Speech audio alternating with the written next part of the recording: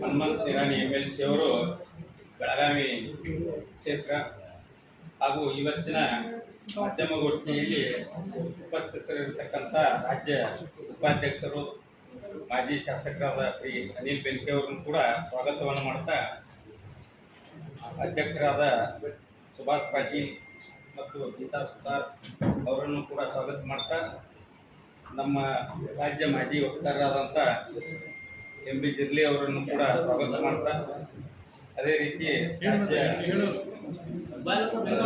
ಮಾಧ್ಯಮ ಸದಸ್ಯರಾದ ಶ್ರೀ ಎಸ್ ಸಿದ್ದನಗೌಡರನ್ನು ಕೂಡ ಸ್ವಾಗತ ಮಾಡ್ತಾ, ಹಾಗೂ ಗ್ರಾಮೀಣ ಮತ್ತು ಮಹಾನಗರ ಜನರಲ್ ಸೆಕ್ರೆಟರಿಗಳಾದ ಶ್ರೀ ಹಿರಯ್ಯಕೂರ್, ರಾಜಶೇಖರ್ ಧೋನಿ ಹಾಗೂ ಧನಶ್ರೀ ದೇಸಾಯಿ ಮೇಡಮ್ ಅವರನ್ನು ಕೂಡ ಸ್ವಾಗತ ಮಾಡ್ತಾ, ಮತ್ತೊಮ್ಮೆ ಎಲ್ಲ ಮಾಧ್ಯಮ ಮಿತ್ರರಿಗೆ ಸ್ವಾಗತವನ್ನು ಕೋರಿ ಪತ್ರಿಕಾಗೋಷ್ಠಿಯನ್ನು ಉದ್ದೇಶಿಸಿ ಮಾತನಾಡಬೇಕು ಅಂತೇಳಿ ವಿನಂತಿಸ್ತೀನಿ.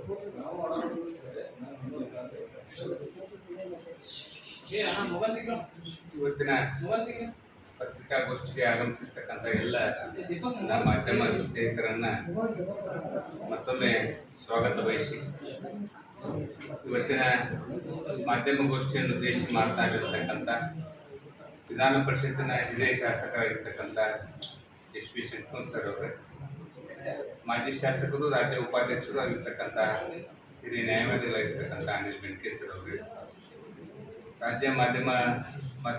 ರಾಜ್ಯದ ಹಿರಿಯ ಮುಖಂಡರು, ಹಿರಿಯ ನ್ಯಾಯವಾದಿಗಳು, ನನ್ನ ಮಾರ್ಗದರ್ಶಕರಾಗಿರ್ತಕ್ಕಂಥ ಜರ್ಲಿ ಸರ್ ಅವರೇ, ನಗರ ಮಂಡಲದ ಅಧ್ಯಕ್ಷರಾಗಿರ್ತಕ್ಕಂಥ ಸಹೋದರಿ ಗೀತಾ ಸುತಾರ್ ಅವರೇ, ಗ್ರಾಮೀಣ ಅಧ್ಯಕ್ಷರಾಗಿರ್ತಕ್ಕಂಥ ಸ್ನೇಹಿತರಾದ ಸುಭಾಷ್ ಪಾಟೀಲ್ ಅವರೇ, ಇನ್ನೋರ್ವ ಆತ್ಮೀಯ ಸ್ನೇಹಿತರು ವಕೀಲರು ಆಗಿರ್ತಕ್ಕಂಥ ಸಿದ್ದನಗೌಡರು ಅವರೇ, ಯಾವತ್ತು ಹಿರಿಯರೇ, ಮಾಧ್ಯಮದ ಮಿತ್ರರೇ, ವಿಶೇಷವಾಗಿ ರಾಜ್ಯಾಧ್ಯಕ್ಷರ ಒಂದು ಆದೇಶದ ಮೇರೆಗೆ ವಿಧಾನ ಪರಿಷತ್ತಿನ ಶಾಸಕರು ಪ್ರತಿ ಜಿಲ್ಲೆಗೂ ಕೂಡ ನಾವು ಸಂಪರ್ಕವನ್ನು ಮಾಡಿ ಕೇಂದ್ರ ಸರ್ಕಾರದಿಂದ ರಾಜ್ಯಕ್ಕೆ ಬಂದಿರತಕ್ಕಂಥ ಅನುದಾನದ ಕೊರತೆ ಆಗ್ತಾ ಇದೆ, ಸರಿಯಾಗಿ ಬರ್ತಾ ಇಲ್ಲ ಅಂತಕ್ಕಂಥ ಆಪಾದನೆಯನ್ನು ಕಾಂಗ್ರೆಸ್ ವಲಯದಲ್ಲಿ ಮಾಡ್ತಕ್ಕಂಥದ್ದನ್ನು ನಾವೆಲ್ಲರೂ ಕೂಡ ಗಮನಿಸಿದ್ದೀವಿ.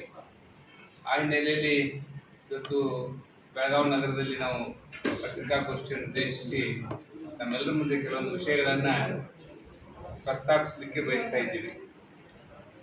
ಸಾಕಷ್ಟು ವಿಷಯಗಳನ್ನ ಇವತ್ತು ಸಿದ್ದರಾಮಯ್ಯನವರು ಕೇಂದ್ರದಿಂದ ಸರಿಯಾಗಿ ಹಣಕಾಸಿನ ನೆರವು ಬರ್ತಾ ಇಲ್ಲ ಅಂತಕ್ಕಂಥ ಆಪಾದನೆಯನ್ನು ಮಾಡ್ತಕ್ಕಂಥದ್ದನ್ನು ನಾವು ಖಂಡಿಸಿ, ಕೇಂದ್ರ ಕೊಡಬೇಕಾಗಿರ್ತಕ್ಕಂಥ ಕನ್ನಡ ದಿನಪತ್ರಿಕೆ ಏನು ವ್ಯವಸ್ಥೆ ಇದೆ, ಒಕ್ಕೂಟ ವ್ಯವಸ್ಥೆಯಲ್ಲಿ ಕೇಂದ್ರ ಮತ್ತು ರಾಜ್ಯಕ್ಕೆ ಬರಬೇಕಾಗಿರ್ತಕ್ಕಂಥ ಹಣಕಾಸಿನ ವ್ಯವಸ್ಥೆಯನ್ನು ಅವ್ರು ನೀಡ್ತಾ ಬಂದಿದ್ದಾರೆ ಅಂತಕ್ಕಂಥದ್ದನ್ನ ಹೇಳಲಿಕ್ಕೆ ಬಯಸ್ತಾ ಇದ್ದೇನೆ. ರಾಜ್ಯಕ್ಕೆ ಕೇಂದ್ರದಿಂದ ಯಾವುದೇ ಹಣಕಾಸನ್ನು ಕೊಡಬೇಕಾದ್ರೆ ಅದಕ್ಕೆ ತಂದೆ ಆಗಿರ್ತಕ್ಕಂಥ ನೀತಿ ನಿಯಮಗಳಿದ್ದಾವೆ. ಹಣಕಾಸು ಆಯೋಗ ಅಂತಕ್ಕಂಥದ್ದು ಒಂದು ದೇಶದಲ್ಲಿ ಇದೆ ಅಂತಕ್ಕಂಥದ್ದನ್ನು ಮುಖ್ಯಮಂತ್ರಿಗಳು ಗಮನಿಸಬೇಕು. ಪ್ರತಿ 5 ವರ್ಷಕ್ಕೊಮ್ಮೆ ಹಣಕಾಸು ಆಯೋಗವನ್ನು ರಾಷ್ಟ್ರಪತಿಗಳು ರಚನೆ ಮಾಡ್ತಾರೆ. ಇವಾಗ 15ನೇ ಹಣಕಾಸು ಆಯೋಗ 2020ರಿಂದ ಚಾಲ್ತಿಯಲ್ಲಿದೆ. ಈ ಹಣಕಾಸು ಆಯೋಗವನ್ನು ರಚನೆ ಮಾಡಿದ ಮೇಲೆ ಕೇಂದ್ರ ರಾಜ್ಯದಿಂದ ಬರ್ತಕ್ಕಂಥ ಟ್ಯಾಕ್ಸನ್ನು ಹಂಚಿಕೆ ಯಾವ ರೀತಿಯಾಗಿ ಮಾಡಬೇಕು ಅಂತಕ್ಕಂಥ ನಿರ್ಧಾರವನ್ನು ಆ ಹಣಕಾಸು ಆಯೋಗವೇ ನಿರ್ಧಾರ ಮಾಡ್ತಾ ಇದೆ. ಇದು ಹಣಕಾಸು ಆಯೋಗ ಯಾವುದೇ ರಾಜಕೀಯ ಪಕ್ಷಕ್ಕೆ ಸೀಮಿತಪಟ್ಟಿರ್ತಕ್ಕಂಥದ್ದಲ್ಲ. ಇದೊಂದು ಸ್ವಾಯತ್ತ ಸಂಸ್ಥೆ ಆಗಿರೋದ್ರಿಂದ ಸಂವಿಧಾನಬದ್ಧವಾಗಿ ಕೆಲಸವನ್ನು ಮಾಡ್ತಾ ಇದೆ. ಅದರ ನೇತೃತ್ವ ಕೂಡ ರಾಷ್ಟ್ರಪತಿ ಇರ್ತಾ ಇದೆ.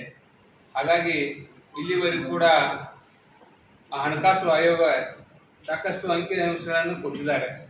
ನಾವು 11ನೇ ಹಣಕಾಸು ಆಯೋಗ 2000ರಿಂದ 2005ರಲ್ಲಿ ಕೇಂದ್ರದಿಂದ ರಾಜ್ಯಕ್ಕೆ ಬರತಕ್ಕಂಥ ಅನುದಾನವನ್ನು 29.5% ಅನುದಾನವನ್ನು ರಾಜ್ಯಗಳಿಗೆ ವಿಸ್ತಾರ ಮಾಡ್ತಾ ಇದೆ.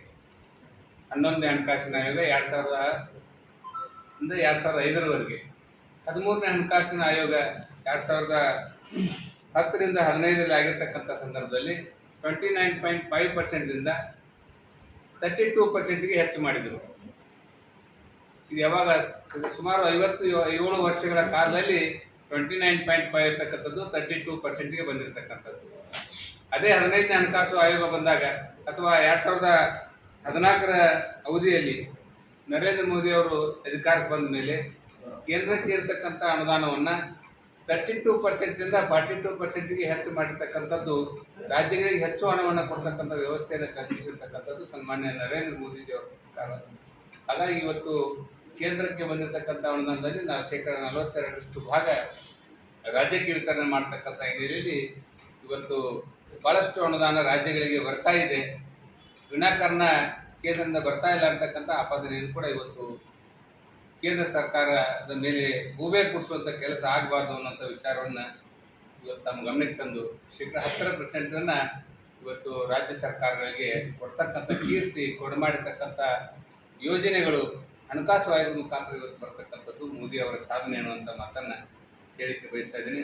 ಹಾಗೆ ಎಲ್ಲ ಅಂಕಿಅಂಶಗಳನ್ನು ಹೇಳ್ತಾ ಹೋದರೆ ನರೇಂದ್ರ ಮೋದಿ ಅವರ ಕಾಲದಲ್ಲಿ ಅಥವಾ ಮನಮೋಹನ್ ಸಿಂಗ್ ಕಾಲದಲ್ಲಿ ಎಷ್ಟು ಅನುದಾನ ಬಂತು ಅಂತಕ್ಕಂಥದ್ದು ವಿಚಾರ ಮಾಡಿದರೆ 2004ರಿಂದ 2014 ಅವಧಿ 10 ವರ್ಷಗಳ ಕಾಲ ಸುದೀರ್ಘವಾಗಿ UPA ಗೌರ್ಮೆಂಟ್ ಅಧಿಕಾರ ಮಾಡಿರ್ತಕ್ಕಂಥ ಸಂದರ್ಭದಲ್ಲಿ ಕರ್ನಾಟಕ ರಾಜ್ಯಕ್ಕೆ ಅವರು ಕೊಟ್ಟಿರ್ತಕ್ಕಂಥ ಅನುದಾನ 81,795 ಕೋಟಿಗಳು, 81,795 ಕೋಟಿಗಳನ್ನು 10 ವರ್ಷದ ಅವಧಿಯಲ್ಲಿ ಕೇಂದ್ರ ಸರ್ಕಾರ ಒತ್ತು ಕೊಟ್ಟಿತ್ತು. ಇವತ್ತು ಅದೇ 2014ರಿಂದ 2024 ಅವಧಿಯಲ್ಲಿ NDA ಸರ್ಕಾರ ಅಥವಾ ನರೇಂದ್ರ ಮೋದಿಜಿಯವರ ಸರ್ಕಾರ ನಮ್ಮ ರಾಜ್ಯಕ್ಕೆ ಕೊಟ್ಟಿರ್ತಕ್ಕಂಥ ಅನುದಾನ ಇವತ್ತು 2,85,452 ಕೋಟಿ ರೂಪಾಯಿಗಳು. 2,85,452 ಕೋಟಿಗಳು.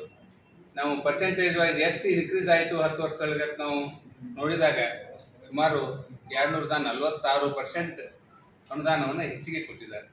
ಆ 10 ವರ್ಷದ ಅವಧಿಯಿಂದ ಈ 10 ವರ್ಷದ ಅವಧಿಯಲ್ಲಿ ಕೊಟ್ಟಿದ್ದಾರೆ. ಹಾಗೆ ಡೆವಲಪ್ಮೆಂಟ್ ವಿಚಾರದಲ್ಲಿ ತೆಗೆದುಕೊಂಡ್ರೆ 2004ರಿಂದ 2014 ಅವಧಿಯಲ್ಲಿ ಸನ್ಮಾನ್ಯ ಮನಮೋಹನ್ ಸಿಂಗ್ ಸರ್ಕಾರದಲ್ಲಿ ಅವರು ನಮ್ಮ ರಾಜ್ಯಕ್ಕೆ ಕೊಟ್ಟಿರ್ತಕ್ಕಂಥ ಅಭಿವೃದ್ಧಿ ಪರವಾಗಿರ್ತಕ್ಕಂಥ ಕೆಲಸ ಕಾರ್ಯಗಳಿಗೆ ಕೊಟ್ಟಿರ್ತಕ್ಕಂಥ ಗ್ರಾಂಟ್ ಇನ್ ಏಡ್ 60,000 ಕೋಟಿ. ಇವತ್ತು ನಮ್ಮ ಸರ್ಕಾರ ಬಂದ ಮೇಲೆ, ನರೇಂದ್ರ ಮೋದಿಜಿ ಅವರ ಸರ್ಕಾರ ಅಧಿಕಾರಕ್ಕೆ ಬಂದ ಮೇಲೆ, ಅಂದರೆ 2014ರಿಂದ 2024 ಈ ಒಂದು ಅವಧಿಯಲ್ಲಿ ನಮ್ಮ ರಾಜ್ಯಕ್ಕೆ ಕೇಂದ್ರದಿಂದ ಅಭಿವೃದ್ಧಿ ಪರವಾಗಿರ್ತಕ್ಕಂಥ ಕೆಲಸ ಕಾರ್ಯಗಳಿಗೆ ಬಂದಿರತಕ್ಕಂಥ ಅನುದಾನ ಇವತ್ತು 2,36,000 ಕೋಟಿ. 2,36,000 ಕೋಟಿ. ಅವ್ರು ಕೊಟ್ಟಿರ್ತಕ್ಕಂಥದ್ದು 60,000 ಕೋಟಿ. ನಮ್ಮ ಸರ್ಕಾರ ಕೊಟ್ಟಿರ್ತಕ್ಕಂಥದ್ದು 2,36,000 ಕೋಟಿ. ಪರ್ಸೆಂಟೇಜ್ ವೈಸ್ ಇದನ್ನು ಗಮನಿಸಿದಾಗ ಸುಮಾರು 243% ಏರಿಕೆಯಾಗಿದೆ. ಹಾಗಾಗಿ ಇವತ್ತು ಕೇಂದ್ರದಿಂದ ರಾಜ್ಯಕ್ಕೆ ಬರ್ತಕ್ಕಂಥ ಅನುದಾನದಲ್ಲಿ ಈ ಟ್ಯಾಕ್ಸ್ ಡೆವಲ್ಯೂಷನ್ದಲ್ಲಿ ಯಾವುದೇ ರೀತಿಯಾಗಿರ್ತಕ್ಕಂಥ ಅನ್ಯಾಯ ಆಗಿಲ್ಲ ಅಂತಕ್ಕಂಥದ್ದು ತಮ್ಮ ಮುಖಾಂತರ ಗಮನಕ್ಕೆ ನಾನು ತರಲಿಕ್ಕೆ ಬಯಸ್ತಾ ಇದ್ದೇನೆ.